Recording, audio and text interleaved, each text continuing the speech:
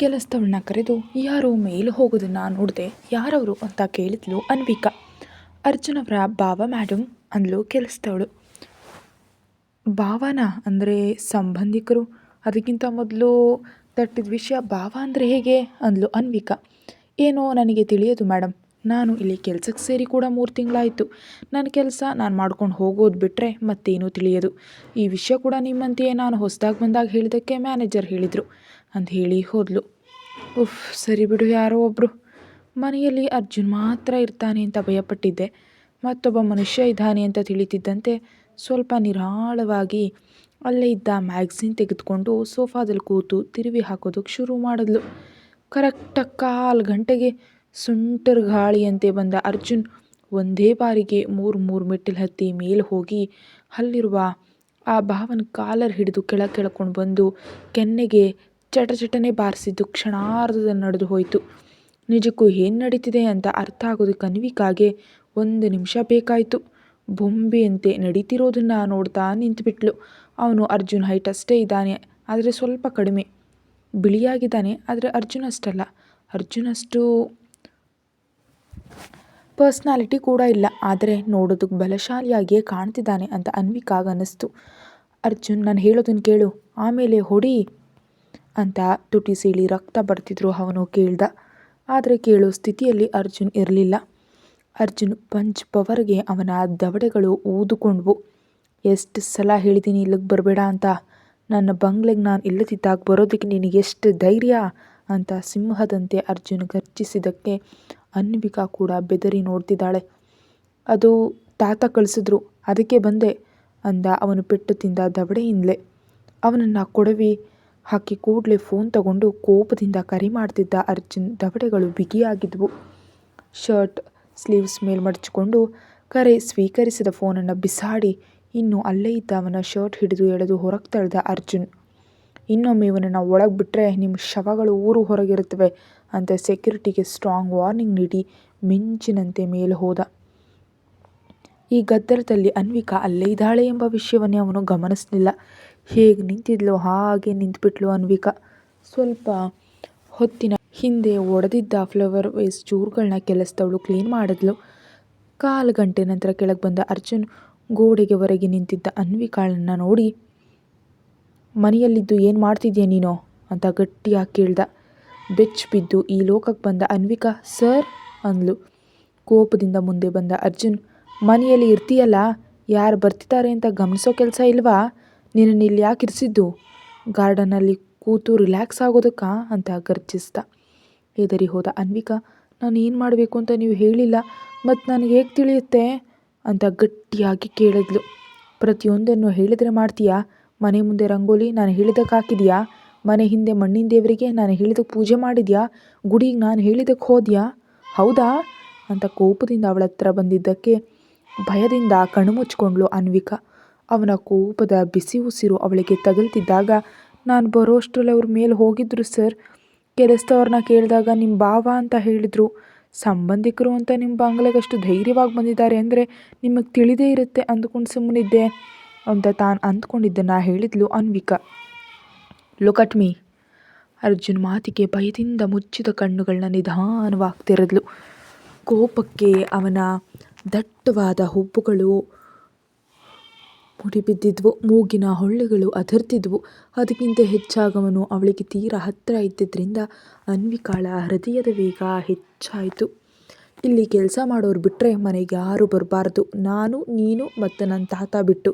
ಇನ್ಯಾರು ಬಂದರೂ ಅಥವಾ ಬರೋದಕ್ಕೆ ಪ್ರಯತ್ನಿಸಿದ್ರು ಅವ್ರನ್ನ ಗೇಟ್ ಹೊರಗೆ ತಡಿಬೇಕು. ಅದು ನೀನು ಮಾಡಬೇಕಾದ ಮೊದಲ ಕೆಲಸ, ಅರ್ಥ ಆಯ್ತಾ ಅಂದ ಅರ್ಜುನ್. ಹ್ಞೂ ಅಂದ್ಲು ಅವಳು. ಮನೆಯಲ್ಲಿ ಯಾರು ಏನು ಮಾಡ್ತಿದ್ದಾರೆ ಅಂತ ಪ್ರತಿಕ್ಷಣ ಗಮನಿಸಬೇಕು. ಏನಾದರೂ ಅನುಮಾನ ಬಂದರೆ ಕೂಡಲೇ ನಂಗೆ ತಿಳಿಸ್ಬೇಕು. Do you understand?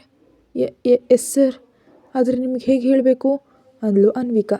ಅರ್ಜುನ್ ಕಣ್ಣುಗಳನ್ನ ಕಿರಿದು ಮಾಡಿ ಹಾಲಿನ ಸೆಂಟರ್ ಟೇಬಲ್ ಮೇಲಿದ್ದ ಲ್ಯಾಂಡ್ಲೈನ್ ಫೋನ್ ಕಡೆ ನೋಡ್ದ. ಅತ್ತ ನೋಡ್ದ ಅನ್ವಿಕಾ. ನಿಮ್ಮ ನಂಬರ್ ನನಗೆ ಗೊತ್ತಿಲ್ಲ ಅಂದ್ಲು.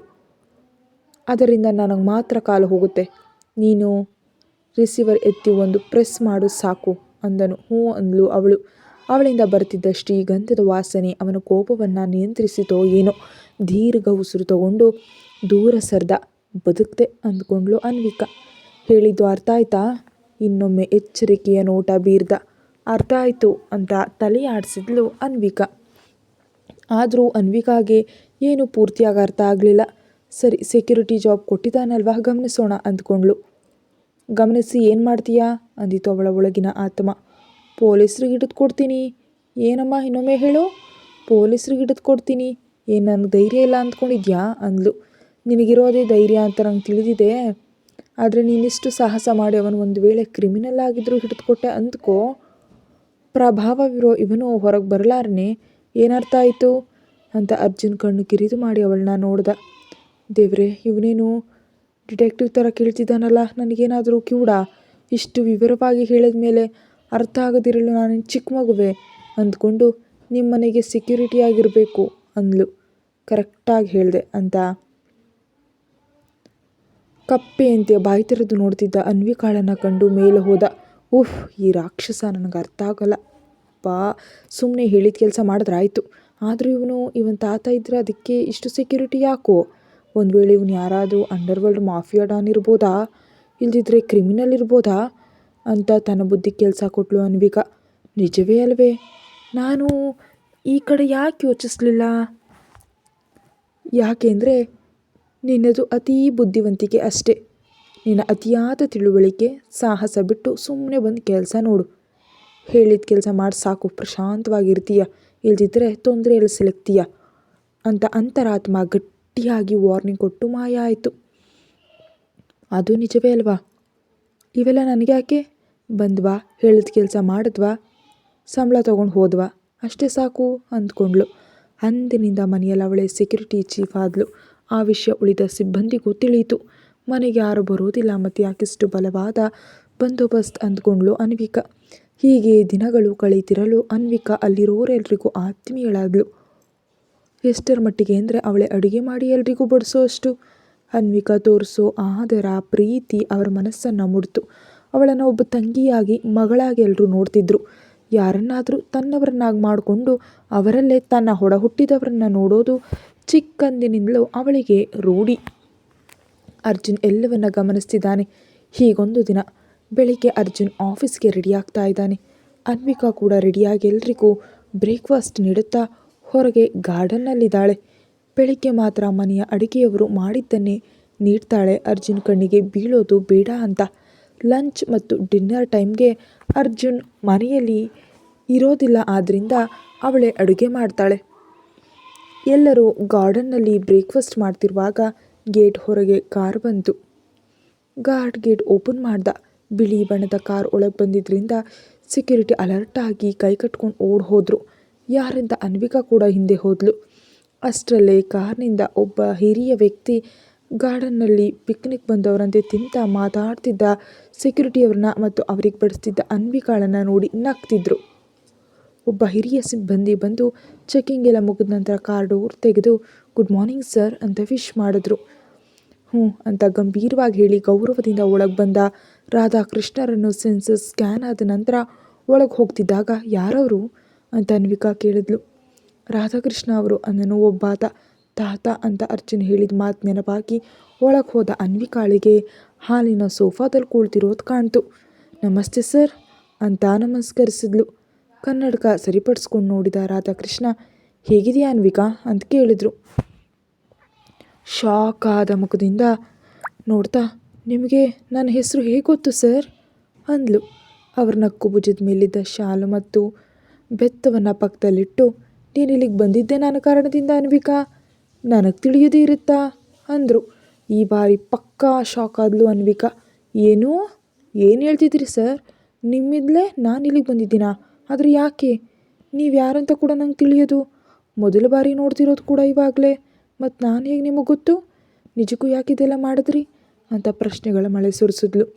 ಕಂಗಾಲಾಗ್ಬಿಡ ಅನ್ವಿಕಾ, ನಿನಗೇನು ಆಗಲ್ಲ, ನಿನಗೆ ತೊಂದರೆ ಆಗೋದು ಅದೆಲ್ಲ ಅಲ್ಲ ಸರ್. ನಿಜಕ್ಕೂ ನನ್ನನ್ನು ಯಾವ ಕಾರಣಕ್ಕೆ ಇಲ್ಲಿ ಬರಮಾಡ್ಕೊಂಡಿದ್ದೀರಿ? ನಿಮ್ಮಿಂದ ನನ್ನ ಕೆಲಸ ಹೋಯಿತು, ಊಟಕ್ಕೆ ಕಷ್ಟಪಟ್ಟೆ. ನಾನು ಮಾತ್ರ ಅಲ್ಲ, ನನ್ನ ಕಾರಣದಿಂದ ಏನೂ ತಿಳಿಯದ ಹಸುಗೂಸುಗಳು ಕೂಡ ಹಸಿವೆಯಿಂದ ಒದ್ದಾಡಿದ್ವು. ದೊಡ್ಡವರಾದ ನೀವು ಇಂಥ ಕೆಲಸಗಳನ್ನ ಮಾಡಬಹುದೇ ಅಂತ ಬೇಸರ ಮತ್ತು ಕೋಪದಿಂದ ಕೇಳಿದ್ಲು. ಮಕ್ಕಳು ಹಸಿವಿನಿಂದ ಒದ್ದಾಡಿದ್ರೆ ಅಂತ ನೀನು ಯಾರು ಹೇಳಿದ್ರು ತಾಯಿ? ಅವರು ಕೂಡ ಕಂಗಾಲಾಗಿ ಮತ್ತು ಆಶ್ಚರ್ಯದಿಂದ ಕೇಳಿದ್ರು, ನಿಮ್ಮ ಮೊಮ್ಮಗ ನಾನು ಅವನ ಜೊತೆ ಬರಲಿ ಎಂಬ ಕಾರಣಕ್ಕೆ ನಾನು ಹೋಗ್ತಿದ್ದ ಆಶ್ರಮದಲ್ಲಿ ಮಕ್ಕಳಿಗೆ ಊಟ ನಿಲ್ಲಿಸಿದ್ದಾರೆ ಅಂತ, ಸರಕುಗಳು ಬರ್ತಿಲ್ಲ ಅಂತ ಅಲ್ಲಿ ಕೆಲಸ ಮಾಡೋ ಸೂಪರಿಂಟೆಂಡೆಂಟ್ ಹೇಳಿದರು ಅಂತ ಹೇಳಿದ್ಲು. ರಾಧಾಕೃಷ್ಣ ಜೋರಾಗಿ ನಕ್ಕಿದ್ರು. ಅವ್ರು ಯಾಕೆ ನಗ್ತಿದ್ದಾರೆ ಅಂತ ತಿಳಿಯಲಿಲ್ಲ. ಆದರೆ ಅನ್ವಿಕಾ ಕೋಪ ಬಂತು. ನಮ್ಮ ಕಷ್ಟಗಳು, ಕಣ್ಣೀರು, ಹಸಿವಿನ ಕೂಗು ನಿಮ್ಮಂಥ ಶ್ರೀಮಂತರಿಗೆ ನಗು ತರಿಸುತ್ತೆ ಅಲ್ವಾ ಸರ್ ಅಂದ್ಲು ಗಂಭೀರವಾಗಿ. ಅಯ್ಯೋ ಇಲ್ಲಮ್ಮ, ನಾನು ನಗ್ತಿರೋದು ಅದಕ್ಕಲ್ಲ. ಸುಳ್ಳು ಹೇಳೋದು ತಿಳಿಯದ ನನ್ನ ಮೊಮ್ಮಗ ನಿನಗೋಸ್ಕರ ಸುಳ್ಳು ಹೇಳಿಸಿದ್ದಾನೆ ಅಂತ ತಿಳಿದು ನಗ್ತಿದ್ದೀನಿ.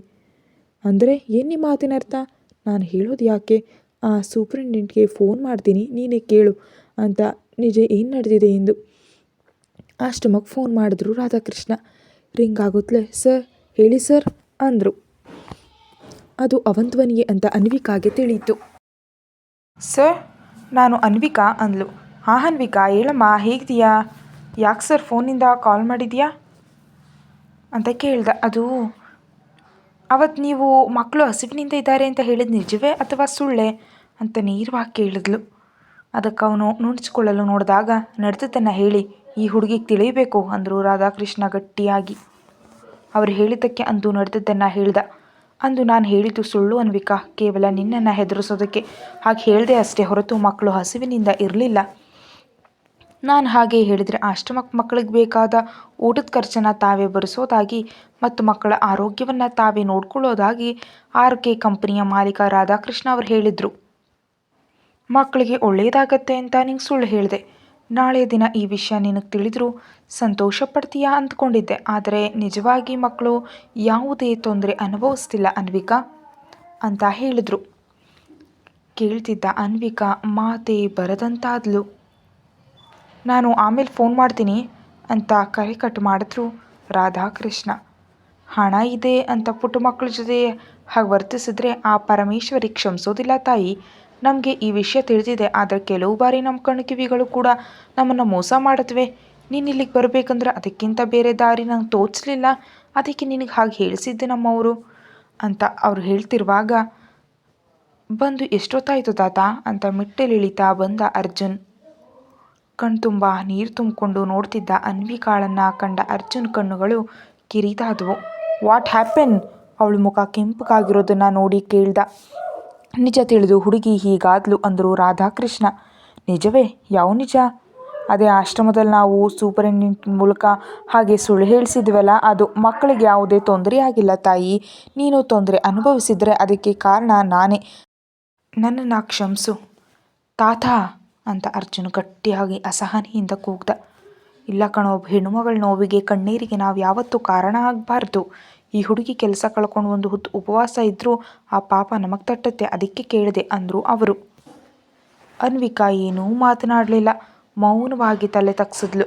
ಅವಳು ತಲೆ ತಗ್ಸಿದ್ದು ತಾನೇನೋ ದೊಡ್ಡವಳು ಎಂಬ ಗರ್ವದಿಂದಲ್ಲ, ವಯಸ್ಸಿನಲ್ಲಿ ಹಿರಿಯರಾದ, ಅಷ್ಟು ಆಸ್ತಿ ಗೌರವ ಇದ್ರೂ ಕೂಡ ತಪ್ಪು ಮಾಡಿದ್ದೀನಿ ಅಂತ ಕ್ಷಮೆ ಕೇಳಿದ ರಾಧಾಕೃಷ್ಣ ಅವರ ಸಂಸ್ಕಾರಕ್ಕೆ ಅವಳು ತಲೆ ಬಾಗಿದ್ಲು. ಕತೆ ಮುಂದುವರಿಯುತ್ತೆ. Thank you.